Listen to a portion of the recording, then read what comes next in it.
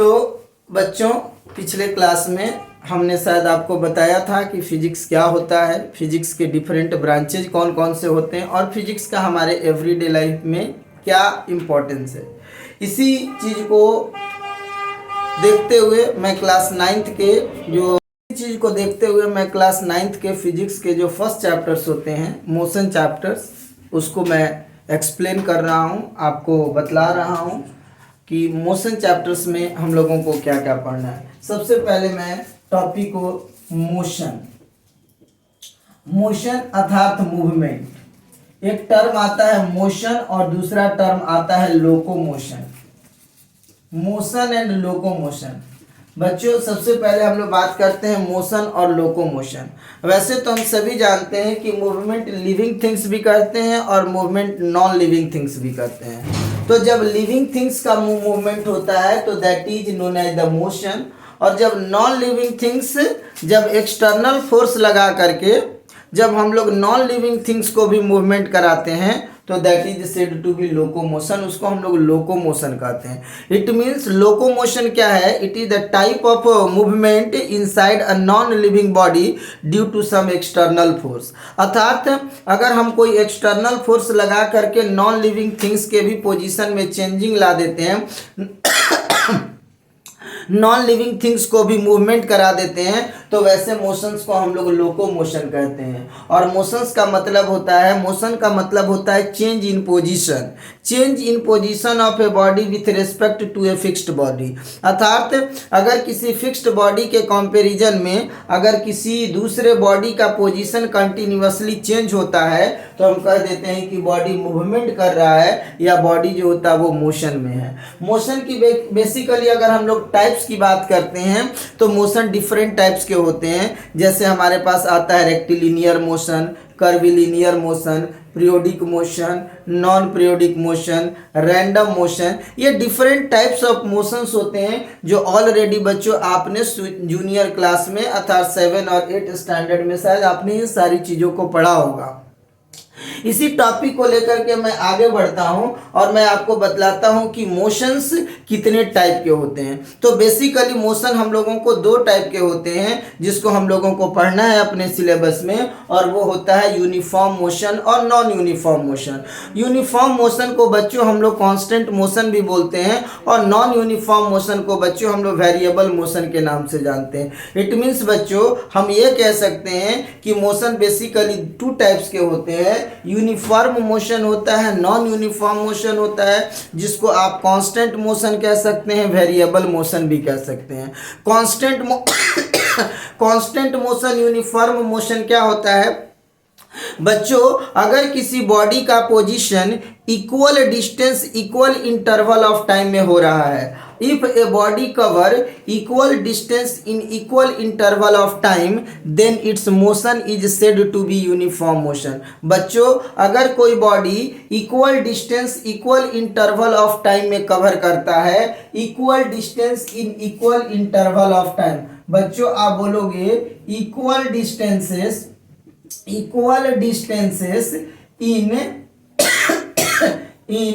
Equal interval of time, equal interval of time. It means बच्चों अगर equal distance equal interval of time में cover हो रहा है तो हम बोलेंगे बच्चों कि बॉडी यूनिफॉर्म मोशन कर रहा है। यानी यूनिफॉर्म मोशंस का मतलब यही हुआ बच्चों, equal distance in equal interval of time.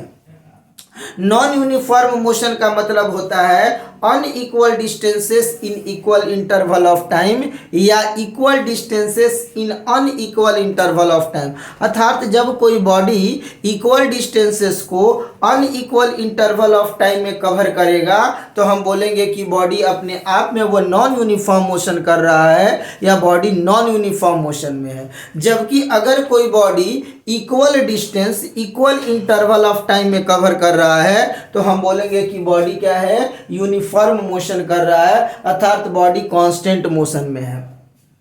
तो हम ये कह सकते हैं टाइप्स ऑफ मोशन की जब बात करेंगे बच्चों तो टाइप्स ऑफ मोशन हमारे पास बेसिकली 2 टाइप के हो गए, यूनिफॉर्म मोशन हो गए, यूनिफॉर्म मोशन हो गए और नॉन यूनिफॉर्म मोशन हो गए, नॉन यूनिफॉर्म मोशन हो गए।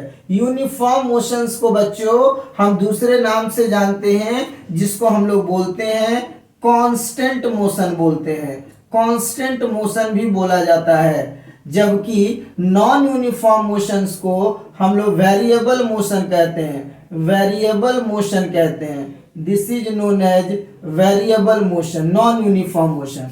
अब यूनिफॉर्म मोशन जिसको हम लोग कांस्टेंट मोशन के नाम से जानते हैं, नॉन यूनिफॉर्म मोशन जिसको हम लोग वेरिएबल मोशन के नाम से जानते हैं। तो यूनिफॉर्म मोशंस मैंने बच्चों आपको बताया equal distance in equal interval of time. अगर कोई बॉडी इक्वल डिस्टेंस को इक्वल इंटरवल ऑफ टाइम में कवर करता है तो उसके मोशंस को हम लोग यूनिफॉर्म मोशंस कहते हैं। कहते हैं कि a body is said to be in uniform motion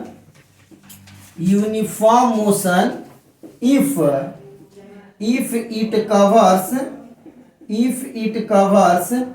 equal distances, if it covers equal distances in equal interval of time, equal interval of time.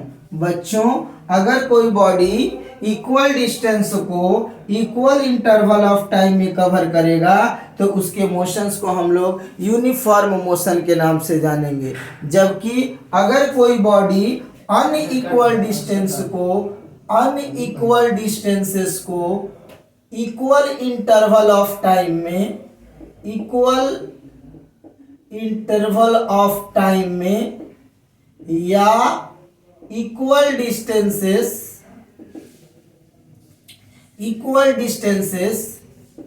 Unequal interval of time में cover कर रहा है तो उसके मोशंस को हम लोग non uniform motions बोलेंगे। अब इसके बारे में जब हम लोगों ने जान गए यूनिफॉर्म मोशन और नॉन यूनिफॉर्म मोशंस क्या होता है, तो अब हम लोगों को पढ़ना है इसके ग्राफ कैसे होते हैं, इसके ग्राफ किस टाइप के बनते हैं। अगर हम यूनिफॉर्म मोशंस का ग्राफ अगर ड्रॉ करना चाहें तो इसके ग्राफ किस टाइप के होते हैं इसके बारे में देखेंगे। तो यूनिफॉर्म मोशन और नॉन यूनिफॉर्म मोशंस का ग्राफ ड्रॉ करने के लिए बच्चों हमारे पास सबसे पहले दो प्लेन एक्सिस पर दो एक्सिस होने चाहिए, दैट इज एक्स एक्सिस और वाई एक्सिस होने चाहिए। एक्स एक्सिस होने चाहिए और हमारे पास वाई एक्सिस होने चाहिए। एक्स एक्सिस पर बच्चों हम लोग क्या लेते हैं, एक्स एक्सिस पर हम लोग डिस्टेंस को लेते हैं और एक्स एक्सिस पर हम लोग टाइम को लेते हैं और वाई एक्सिस पर हम लोग डिस्टेंस को लेते हैं। अगर हम लोग ये एक्स एक्सिस इसको मान लें और ये हमारे पास अगर इसको वाई एक्सिस मान लें तो ये हमारे पास एक्स एक्सिस के अलोंग हम लोग टाइम को लेते हैं और वाई एक्सिस के अलोंग हम लोग डिस्टेंस को लेते हैं। और अगर डिस्टेंस और टाइम के बीच का अगर ग्राफ एक स्ट्रेट लाइन के रूप में आता है तो ये जो ग्राफ होता है ये ग्राफ हमारे पास यूनिफॉर्म मोशन को रिप्रेजेंट करेगा। ये ग्राफ हमारे पास यूनिफॉर्म मोशन को रिप्रेजेंट करेगा। जबकि अगर हम एक्स एक्सिस और वाई एक्सिस के अलोंग, एक्स एक्सिस और वाई एक्सिस के अलोंग अगर ग्राफ ड्रॉ करते हैं और अगर ग्राफ उसका कोई कर्व के रूप में आता है, इस रूप में कोई कर्व के रूप में आता है तो इस ग्राफ को हम लोग नॉन यूनिफॉर्म मोशन बोलते हैं। This is known as non uniform motion. ये मोशंस हमारे पास नॉन यूनिफॉर्म मोशंस कहलाता है। बच्चों आगे इसी टॉपिक को हम लोग आगे बढ़ते हैं और टॉपिक को बताते हैं आपको इसमें कि फिजिक्स में हम लोग जो भी फिजिकल क्वांटिटी पढ़ते हैं, फिजिक्स में जिस भी क्वांटिटी के बारे में हम लोग स्टडी करते हैं उसको हम लोग बोलते हैं फिजिकल क्वांटिटी। अर्थात फिजिकल क्वांटिटी क्या है, फिजिकल क्वांटिटी वो क्वांटिटी होता है जिसका मेजरमेंट पॉसिबल हो। और जब हम किसी भी चीज़ का मेजरमेंट करते हैं तो मेजरमेंट करने के लिए एक उसका न्यूमेरिकल वैल्यू और साथ ही साथ उसका यूनिट का होना मस्ट होता है। सपोज कीजिए बच्चों कि Q एक ऐसा फिजिकल क्वांटिटी है जिसमें एक न्यूमेरिकल वैल्यू और साथ ही साथ उसका यूनिट भी लगा हुआ है। तो अगर Q कोई फिजिकल क्वांटिटी है, उस फिजिकल क्वांटिटी को सपोज मैंने लेंथ कह दिया, तो लेंथ इज इक्वल टू मैंने क्या बोल दिया 5 सेंटीमीटर कह दिया।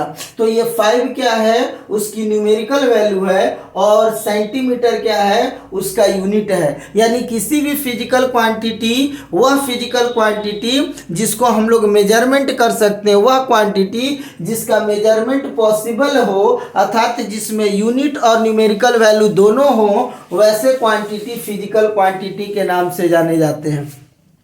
फिजिक्स के अंतर्गत जो फिजिकल क्वांटिटीज होते हैं इतनी अधिक ज़्यादा हैं कि सबको हम लोग क्या कर सकते हैं, एक साथ नहीं पढ़ते हैं। किसी में डायरेक्शंस होता है, किसी में सिर्फ मैग्नीट्यूड ही हो पाता है। तो इस तरह से हम लोग पूरे इस फिजिकल क्वांटिटी को दो ग्रुप में डिवाइड कर लेते हैं। एक को बोलते हैं स्केलर फिजिकल क्वांटिटी और दूसरे को बोलते हैं वेक्टर फिजिकल क्वांटिटी। तो अगर हम फिजिकल क्वांटिटी की अगर बात करते हैं बच्चों, फिजिकल क्वांटिटी की अगर मैं बात करूं, फिजिकल क्वांटिटीज की अगर बात करूं, तो फिजिकल क्वांटिटी बेसिकली दो टाइप के होते हैं। एक को बोलते हैं scalar physical quantity, scalar physical quantities, और दूसरे को हम बोलते हैं वेक्टर फिजिकल क्वांटिटी। दूसरे को हम लोग बोलते हैं वेक्टर फिजिकल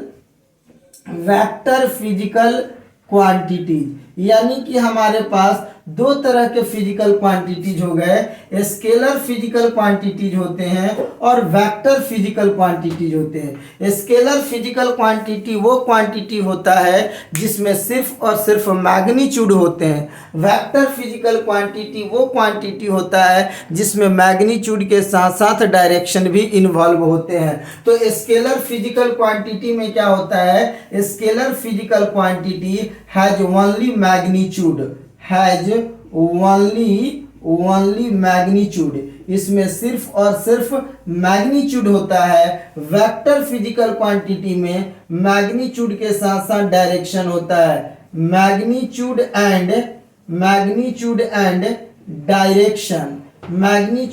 डायरेक्शन बोथ। तो जिसमें मैग्नीट्यूड के साथ साथ डायरेक्शन भी इन्वॉल्व है वह वेक्टर फिजिकल क्वांटिटी होगा, और जिसमें सिर्फ और सिर्फ मैग्नीट्यूड होगा उसको हम लोग स्केलर फिजिकल क्वांटिटी बोलते हैं। स्केलर फिजिकल क्वांटिटी के एग्जांपल्स को अगर हम देखें, स्केलर फिजिकल क्वांटिटी के हम अपने एवरीडे लाइफ से ढेर सारे एग्जांपल्स को कलेक्ट कर सकते हैं। एग्जांपल के तौर पे आप ले सकते हैं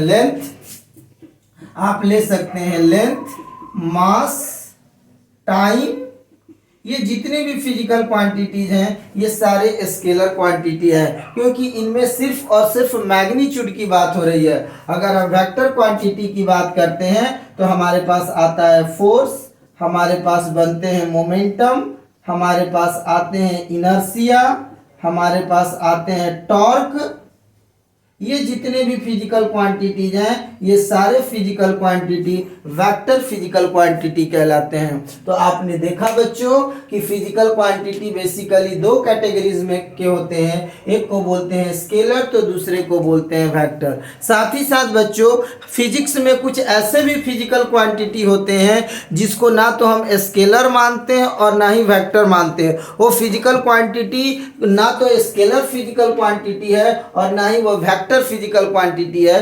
तो वैसे फिजिकल क्वांटिटी जिसमें ना तो मैग्नीट्यूड हो और ना ही डायरेक्शंस की बात होती है, वैसे फिजिकल क्वांटिटी को हम लोग एक स्पेशल नेम बोलते हैं, और दैट स्पेशल नेम को हम लोग बोलते हैं टेंसर बोलते हैं। टेंसर तो टेंसर क्या है, यह एक ऐसा फिजिकल क्वांटिटी है जो ना तो स्केलर क्वांटिटी है और ना ही वो वेक्टर क्वांटिटी है। ये अपने आप में अलग होता है। तो इसके अगर आप एग्जाम्पल की बात करते हैं तो इसके एग्जाम्पल आपके होंगे स्ट्रेस, आपके पास होगा स्ट्रेन। ये स्ट्रेस स्ट्रेन ये ऐसे फिजिकल क्वांटिटी हैं जो कि ना तो स्केलर क्वांटिटी है और ना ही वेक्टर क्वांटिटी है। तो ऐसे क्वांटिटी को हम लोग टेंसर क्वांटिटी के नाम से भी जानते हैं।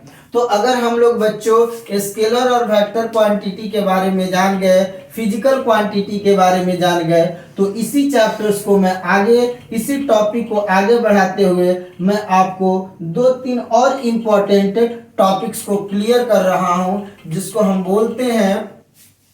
सबसे पहले मेजरमेंट की जब बात आती है तो मेजरमेंट अलग अलग कंट्री में 1947 से पहले हमारे देश में जो मेजरमेंट का जो सिस्टम था, वो मेजरमेंट का सिस्टम हर एक कंट्री का अपना अपना था, जिसके कारण बहुत सारे प्रॉब्लम्स आए। और उस प्रॉब्लम्स इतनी ज़्यादा आ गई कि लोगों को समझ में नहीं आ रहा था कि हम वाकई में कौन सा मेजरमेंट को अडॉप्ट करें, मेजरमेंट के कौन से यूनिट को अडॉप्ट करें। तो इसी परेशानी को दूर करने के लिए 1947 में फ्रांस में सारे देश के लोगों की एक मीटिंग हुई थी, कॉन्फ्रेंस हुआ था। और उस कॉन्फ्रेंस में यह डिसीजन लिया गया कि क्यों ना हम एक ऐसा फिजिकल क्वांटिटी बनाएं जो सारे इंटरनेशनल लेवल पर वो वैलिड है। और इसलिए उसी समय 1947 में एक मेजरमेंट का एक यूनिट बनाया गया, जिस यूनिट को जो होता पूरे इंटरनेशनल लेवल पे अडॉप्ट किया गया। और उस यूनिट को हम लोग बोलते हैं इंटरनेशनल सिस्टम ऑफ यूनिट, जिसको शॉर्ट में हम लोग एसआई यूनिट भी बोलते हैं। तो अगर हम यूनिट की बात करते हैं, मेजरमेंट ऑफ यूनिट की बात जब कर रहे हैं, मेजरमेंट ऑफ यूनिट की जब बात हो रही है, तो मेजरमेंट ऑफ यूनिट में हम लोग पढ़ेंगे सीजीएस यूनिट पढ़ेंगे, एमकेएस यूनिट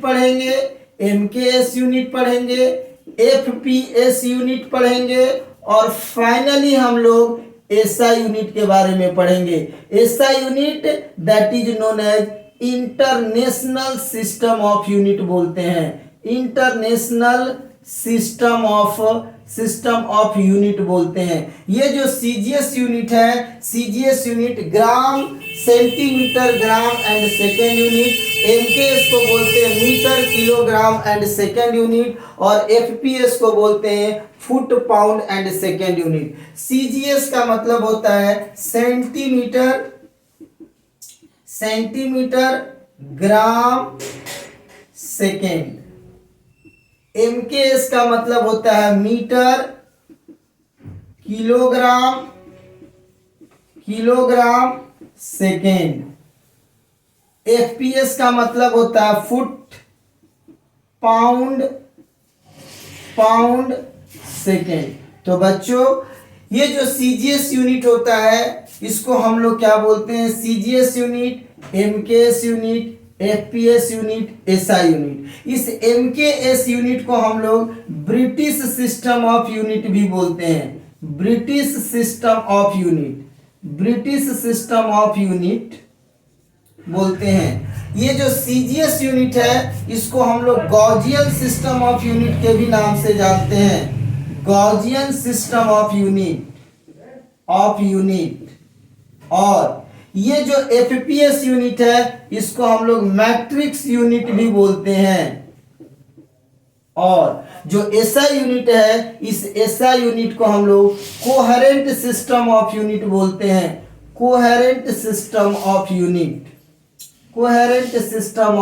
यूनिट के नाम से जानते हैं। तो आपने बच्चों देखा कि मेजरमेंट के यूनिट की जो मेजरमेंट होती है, उस मेजरमेंट के तहत हमारे पास सीजीएस, एमकेएस, एफपीएस और एसआई यूनिट होते हैं। चलिए।